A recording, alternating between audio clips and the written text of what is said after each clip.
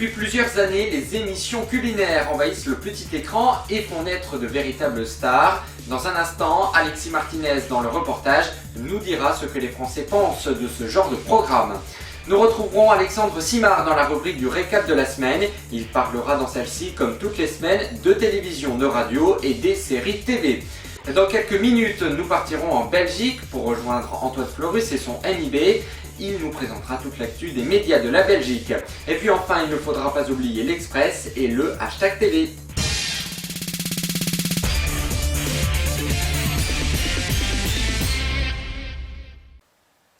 Bonjour à tous et bienvenue dans ce 272e numéro.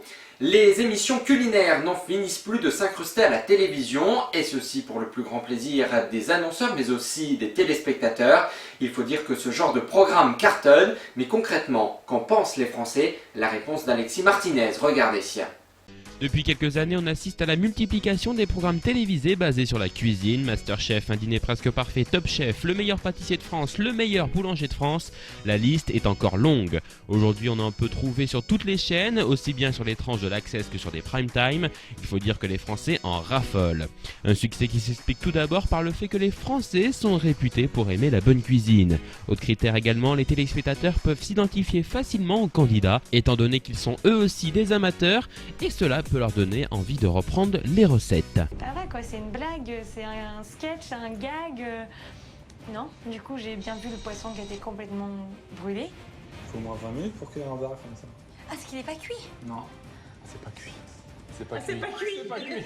Toutefois, les téléspectateurs font le tri. Certains programmes cartonnent plus que d'autres. Selon un sondage du site l'internaute.com, 40% des Français préfèrent regarder les escapades de Petit Renaud sur France 5, 26% un dîner presque parfait sur M6, 10% Top Chef et seulement 6% apprécient Masterchef. Les émissions culinaires sont donc de plus en plus nombreuses et connaissent un succès important, mais leur concept est critiqué et elles deviennent souvent indigestes. Nous retrouvons Alexandre Simard et sa rubrique du récap de la semaine. Cette semaine, dans celle-ci, il nous parle de radio, de télévision, mais aussi des séries TV. Regardez ça.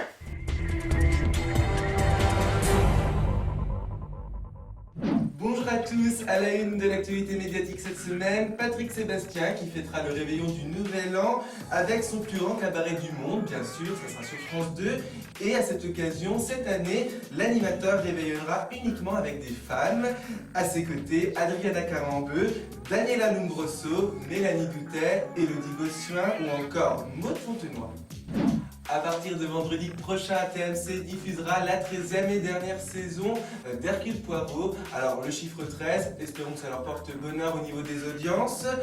Série donc Hercule Poirot qui est bien évidemment inspirée des romans d'Agatha Christie avec notamment David Suchet.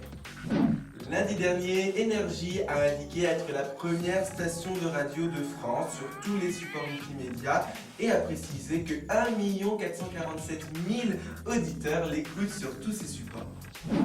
Alors que les ch'tis à Hollywood font un carton sur W9, une nouvelle saison de sa déclinaison Les Marseillais, c'est en février prochain.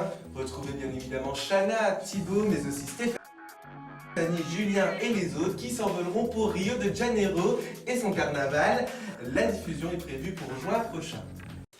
Parmi les hashtags Twitter les plus importants de l'univers télé, celui de cette semaine et on regarde Miss France, l'élection de la plus belle femme de France qui avait lieu la semaine dernière, a cartonné sur les réseaux sociaux. Les Français n'ont pas hésité à donner leurs avis sur les candidates et bien évidemment sur la toute nouvelle Miss France.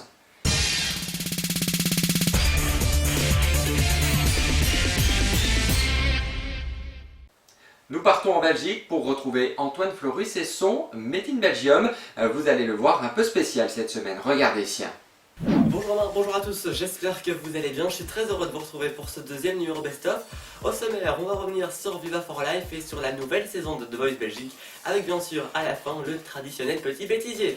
Allons-y, c'est parti. À partir de cette semaine, 3 animateurs de Vivacité vont participer à une superbe expérience humaine, les obligeant à rester enfermés et à garder l'antenne durant 144 heures non-stop. Une très belle initiative. Regardez. C'est un événement au sein de Vivacité du 7 au 23 décembre prochain. 3 animateurs de la station, Sébastien Olvo, Sarah de Padua et Raphaël Scaini, vont s'enfermer durant 6 jours et 6 nuits au sein d'un studio de verre au cœur de la place de Liège. L'objectif de cette initiative est de venir en aide à 40 000 bébés qui vivent chez nous sous le seuil de pauvreté. Une grande opération de solidarité évidemment qui est lancée par la RTBF, qui est lancée par Vivacité. Alors c'est une initiative qui sera bien sûr relayée en radio mais aussi en télé, sur le web et sur les réseaux sociaux. À l'occasion de ces 10 ans, Vivacité a décidé de mettre sa force de rassemblement au service d'une grande action citoyenne. Ainsi, les 3 animateurs vont se relayer 24 heures sur 24 durant 144 heures, le tout non-stop en direct. Et comme par l'association, on retrouve le chanteur Pascal Obispo. Vous retrouvez bien sûr toutes les infos de cette initiative sur notre site mediamixtv.fr, mais également sur le site officiel vivaforlife.be. On en a beaucoup parlé, The Voice Belgique revient pour une 3e saison. La diffusion des blinds est prévue pour la mi-janvier. Alors si vous n'êtes pas encore au courant des nouveautés de cette nouvelle saison, je vous les réexplique tout de suite.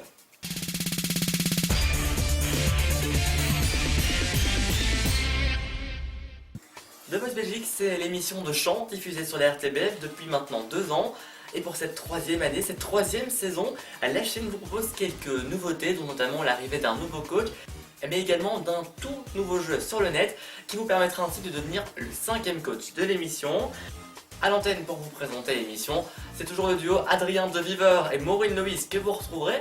Et du côté des coachs, pour cette 3e saison, Natacha Saint-Pierre, Bidji Scott et Marc Pinina du groupe Suarez reviennent encore une fois, accompagnés cette année par un petit nouveau, le petit jeune Bastian Becker.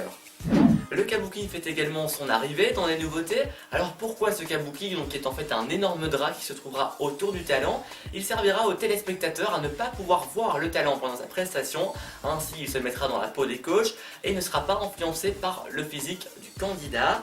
Mais aussi comme nouveauté cette année, je vous le disais tout à l'heure, la possibilité pour vous de devenir le 5e coach de The Voice grâce à un jeu interactif sur le site de la RTBF. Vous pourrez ainsi constituer votre propre équipe et buzzer ou pas les candidats. Ce jeu aura évidemment aucune influence sur ce qui se passe en plateau, mais vous permettra quand même de vous mettre dans la peau d'un coach. En ce qui concerne la diffusion de l'émission, pas encore de date officielle, mais ce qui se dit dans les couloirs du Studio 40, c'est que la diffusion serait prévue pour janvier 2014. En tout cas, nous on vous tient au courant via les pages Facebook de Mediamix, mais également pour toutes les infos de The Voice, rendez-vous sur mediamixtv.fr ainsi que sur le site officiel www.rtbf.be/The Voice. Et comme Noël se rapproche de plus en plus, je vais vous faire un nouveau petit cadeau. Vous allez voir, c'est pas si simple de tourner le Made in Belgium comme la semaine dernière. Je vous ai concocté un petit bêtisier. Ah là là, la télé, regardez. On vous en a beaucoup parlé, The Voice Belgique revient pour une 3e saison. La diffusion des blinds sont... On vous en a beaucoup parlé, The Voice Belgique revient pour une 3e saison. La diffusion des blinds est prévue pour la On vous en a beaucoup parlé, The Voice Belgique revient pour une 3e saison. La diffusion des Blind Auditions est prévue pour la mi-janvier. Alors si vous n'êtes pas encore au courant des nouvelles nouveautés de cette année, les voici. Alors si vous n'êtes pas encore au courant des nouveautés de cette nouvelle saison, je vous les réexplique tout de suite. Non, il faut garder le premier... Pas celle-ci, le dernier, quand je fais tout d'un coup, je le refais. On vous en a beaucoup parlé, The Voice Belgique revient pour une 3e saison. La diffusion des Blind Auditions est prévue pour la mi-janvier. Alors si vous n'êtes pas encore au courant de toutes les nouveautés de cette nouvelle saison, je vous les réexplique tout de suite. Bonjour, bonjour à tous, j'espère que vous allez bien. Je suis très heureux de vous retrouver pour ce 2e numéro best-of. Et voilà, je vous souhaite de passer une excellente soirée. Je vous retrouve la semaine prochaine avec grand plaisir. Bon dimanche et bonne semaine. Et on découvre les meilleurs moments de la semaine écoulée dans l'Express by Mediamix. Le sujet est préparé comme toutes les semaines par Cyril. Regardez.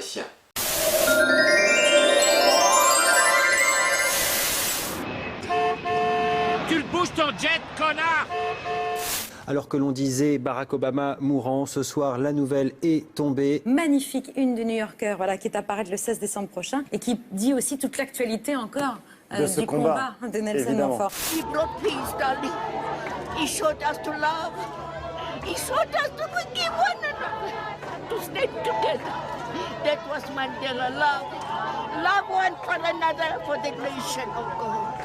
Thank you very much. Whole world. Thank you. Thank you very much. Thank you so much. I salute you all. Let's keep it. Let's hold hands together. With the power of God, we're gonna make it. Yes, our father was a strong man, and we're gonna be strong. We're gonna be strong. Bless you, my darlings. Bless you. Si je pouvais me réveiller à ses côtés. Mais je suis seul. Elle est là, la vérité. Faire, c'est que je peux Thomas venir est- chez vous, faire sapin de Noël. En ce moment, j'ai du temps. C'est bon, j'ai fini? Et qu'est-ce qu'on fait de ça? Ah bah moi, j'ai bien une idée.